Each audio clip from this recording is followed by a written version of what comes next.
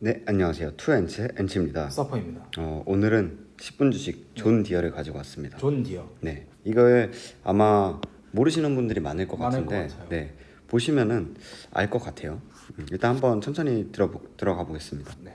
비즈니스 모델부터 보면은 존 디어는 약간 농슬라라고 불리는 기업이거든요. 농슬라. 네. 농업계의 테슬라 이런 예, 거. 맞습니다. 농업계의 테슬라다.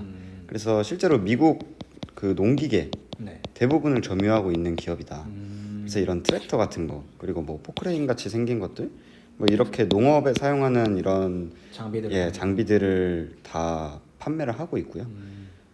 이 농업 장비가 사실 우리나라에서는 별로 막 이게 어떻게 대기업이 될 수가 있냐 그렇죠. 이런 생각이 들지만 포춘 500 기업 중에 80위 정도 되는 엄청나게 큰 기업입니다. 그래서 왜 그러냐면 미국 같은 경우는 농장지가 이렇게 엄청나게 커요. 그러니까 우리나라가 뭐 어느 정도 될지는 모르겠지만 농사라는 거에 급이 다르다. 네, 급이 다르다. 그렇기 때문에 기계도 그만큼 많이 필요하고 실제로 매우 중요한 비즈니스다. 이렇게 생각을 하면 될 것 같습니다. 네. 그래서 이거를 보면은 이게 실제 MLB 선수라고 하는데 MLB 선수가 들어왔는데도 이렇게 우거집니다. 네, 이게 옥수수 밭인데 옥수수가 사람 키를 훨씬 뛰어넘어요. 근데 이런 옥수수들이 이 정도 제주도보다 큰 농장 하나가 제주도보다 크다고 합니다. 그렇군요.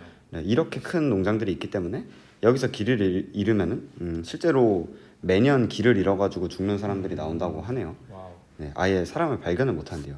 이렇게 농장지가 워낙 크고 거대하다 보니까 이렇게 농약을 뿌리는데도 비행기를 써버리고 무조건 다 자동화를 시켜야 되는.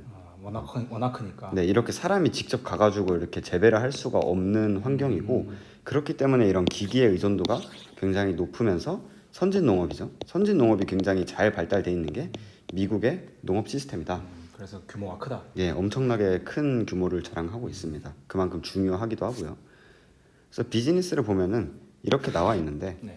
사실 막 그렇게 유의미하게 다르진 않고 거의 아까 제가 말한 것처럼 농업을 하는 데 있어서 필요한 기계들이다. 네. 그래서 뭐 살림 같은 것도 하고 여러 가지 비즈니스가 있지만 어쨌든 나무를 베고 땅을 갈구고 비료를 뿌리는 그러니까 이런 식의 기계들을 판매를 농림업 하고 있다. 전반에 필요한 제품들을 다 파는 거네요. 예, 맞습니다. 그래서 이렇게 보시면 된다. 그래서 22년도 기준으로 봤을 때 매출이 52빌리언입니다. 오, 52조. 예, 52조 정도 되는 거고 한 우리나라 하나로 60에서 70조 정도 되는 거죠. 1년에 이 정도 팔고 있다. 이렇게 보시면 될 것 같습니다. 엄청난 금액입니다. 예, 엄청난 기업입니다. 그래서 기업 이야기를 보면은 이 기업은 1873년도에 만들어졌습니다. 엄청 오래됐네요. 엄청 오래됐고 이게 우리나라 조선시대 우리나라가 이러고 있을 때 이제 존 디어라는 대장장이 존 디어라는 대장장이가 이 기업을 설립을 하게 됩니다. 사람 이름 따온 거군요. 예, 맞습니다. 그래서 디어 가문이 계속해서 지금 내려받고 있다. 이렇게 보시면 될 것 같고 미국의 존 디어라는 사람이 네. 대장장이니까 우리가 이제 새로운 지역에서 새로 사업을 시작해 보겠다 하면서 이제 떠난 거예요. 서부 쪽으로. 근데 거기에 보면은 이제 논밭이 굉장히 약간 여기를 보면 약간 좀 진흙같이 돼 있거든요. 네. 진흙같이 돼 있기 때문에 흙을 일구기가 되게 힘들었어요. 그래서 흙을 일구려면은 소 한 10마리 정도 소 10마리 정도를 이렇게 끌고 이렇게 밭을 일궜어야 되는 거죠. 그래서 소 10마리면 굉장히 비싸잖아요. 그렇죠. 그래가지고 일반 시민들은 사실 밭을 경작을 할 수가 없고 그냥 여기에 파트타이머 정도로 일하는 우리나라 뭐 소작농이라 그러네요. 그렇죠. 약간 그런 느낌으로 다들 일을 했다. 일을 했다. 땅이 많아도 할 수가 없었다. 할 수가 없었죠. 소가 없으니까. 그래서 소 있는 사람이 진짜. 부자였고 거기서 소작농으로 일하는 그런 느낌이었습니다. 그래서 존 디어가 이걸 보다가 떨어진 쇠파이프를 발견합니다. 네. 그래서 이걸 보고 이렇게 아이디어를 떠올리게 된 거죠. 그래서 만든 게 이런 쟁기입니다. 이걸로 파면은 되지 않을까? 쟁기가 발명이 되고 나서 굉장히 혁신적이었죠. 왜냐면 삽으로 이 밭을 하나 1에이커를 경작을 하는데 96시간이 들고 소랑 나무 쟁기를 가지고 하는데 24시간이 드는데 강철 쟁기를 사용해서는 300에서 480분 정도로 확 줄어드는 거죠. 그래서 이게 왜 처음에는 사실 그렇게 어려운 아이디어는 아니었잖아요. 네. 그래서 이게 왜 처음엔 안 됐냐면 옛날에 미국에서 약간 이 땅을 경작하는데 쇠를 쓰면은 이 땅이 다친다. 약간 이런 식의 신앙적인 예 맞습니다. 이런 이유가 있어가지고 나무 쟁기를 썼던 건데 이제 강철을 사용하면서 그게 아니라는 거를 이렇게 증명을 해가지고 이렇게 팔기 시작한 거죠. 그래서 이거는 나중 얘기지만 1998년에 발명한 이제 트래커 같은 경우는 1에이커를 경작하는데 3.2분. 굉장히 이렇게 엄청나게 올라가네. 맞습니다. 그래서 사실 미국의 발전에 있어서 굉장히 중요한 역할을 한 회사입니다. 왜냐하면 식량 문제를 해결했어요. 완전하게 혁신을 이룬 기업이기 때문에 사실 굉장히 미국 역사에 있어서도 중요한 기업이다 이렇게 보시면 될 것 같습니다. 그래서 이제 이게 너무나 잘 팔리니까 이제 지역을 옮기기 시작합니다. 왜냐하면 그때 이제 1800년도 후반 정도에 이게 미국에서 철도가 이제 쫙 깔리기 시작해요. 철도가 막 엄청나게 깔리는데 존 디어가 처음에 정착한 마을에는 그 철도가 지나가질 않는 거죠. 네. 근데 아까 말한 것처럼 강철을 사용하기 때문에 이거를 강철을 공급을 받으려면 철도 옆이 엄청나게 유리했던 거죠. 그래서 옮기게 됩니다. 한 이쯤이었던 것 같은데 네. 여기로 옮겨가지고 여기에 이제 또 강이 흐르거든요. 여기서 이제 석탄을 공급받고 이 철도를 가지고 강철을 공급받고 그래서 존 디어가 엄청나게 무럭무럭 쑥쑥 크기 시작했다. 원자재 공급을 받기 시작했다. 예 맞습니다. 그렇죠. 원자재 공급을 받고 이제 여길로도 쫙쫙쫙 뿌리기 시작했고 다음에 이제 수출로도 굉장히 유리한 그런 요충지의 자리를 잡아가지고 쭉쭉쭉 크기 시작했다 이렇게 보시면 될 것 같습니다. 그래서 이게 약간 존 디어 기계의 역사인데 이것도 처음 이제 존 디어가 발명을 한 겁니다. 1세대 제품이겠죠. 예, 1세대 제품이고 우리한테는 조금 익숙할 것 같아요. 우리나라 시골에서 가서도 약간 이런 걸로 그렇죠. 어르신들이 이렇게 몰고 가니까 그래서 점점점 진화를 해가지고 지금은 이런 멋진 기계가 탄생을 했다. 농슬라다. 농슬라다. 얘는 이제 지나가기만 하면 여기서 착착착착착 곡식이 이렇게 나오는 그런 기계죠. 그래서 여기까지가 이제 기업 이야기고 간단 의견을 하자면은 사실 이 기업은 되게 우량주예요. 우량주기도 하고 막 기업 가치가 이렇게 막 다이나믹하게 변하는 기업은 아니고 굉장히 꾸준하게 자사주 매입도 하고 있고 그리고 배당도 잘 주고 있고 그러니까 전형적인 그냥 우량주라고 생각을 하시면 됩니다. 그래서 이 기업에 있어서 나는 조금 뭐 식량이 뭐 수요를 타는 건 아니니까. 예, 수요를 타는 건 아니니까 그냥 꾸준히 배당을 받겠다. 그리고 꾸준히 성장을 하는 기업이니까요. 자사주 매입도 하면서.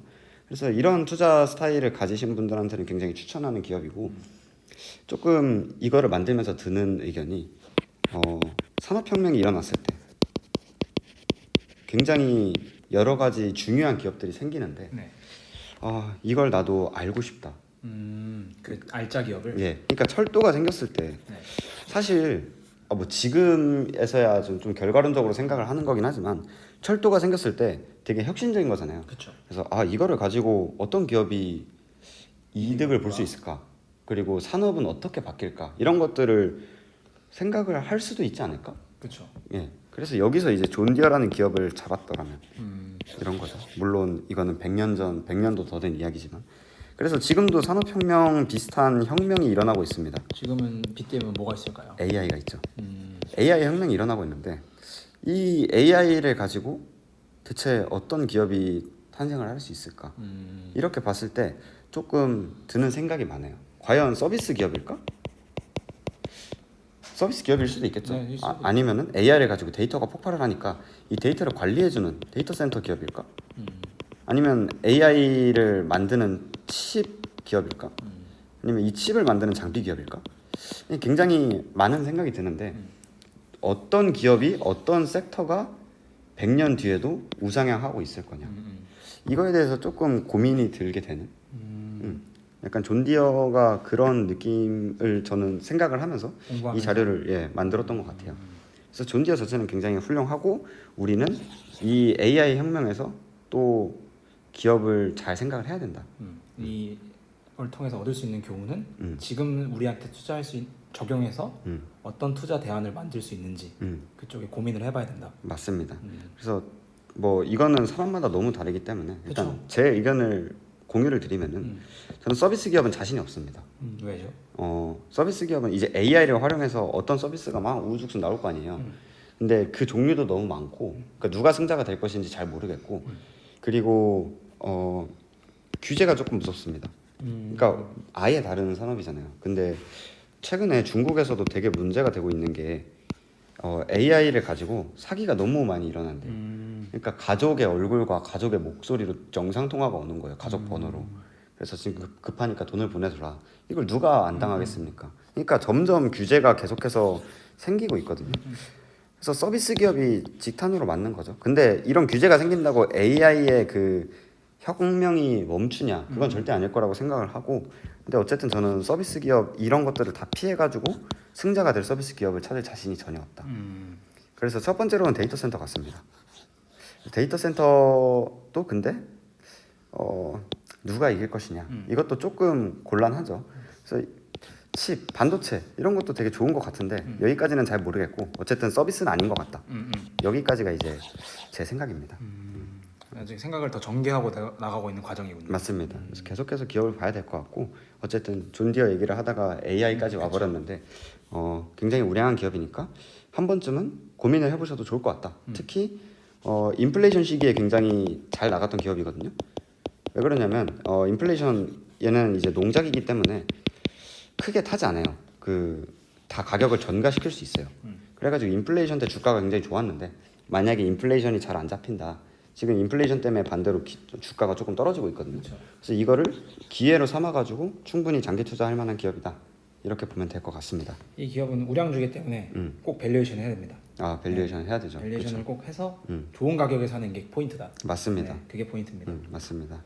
그래서 아무튼 오늘은 존 디어에 대해서 가지고 왔고 다음에는 더 좋은 기업을 가지고 돌아오도록 하겠습니다. 오늘 고생 많으셨고 그럼 저희는 여기서 인사드리죠. 네. 그럼 안녕.